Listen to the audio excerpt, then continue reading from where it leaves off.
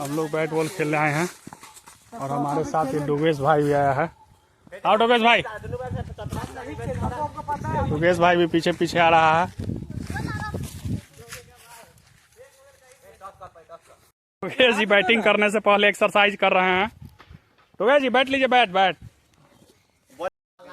नहीं इधर नहीं। ठीक है डुगेश जी हमारे बैट खेलेंगे। आइए डुगेश जी कम। मैं नहीं खेलूंगा, तुम लोग चीटिंग करते हो, चीटिंग।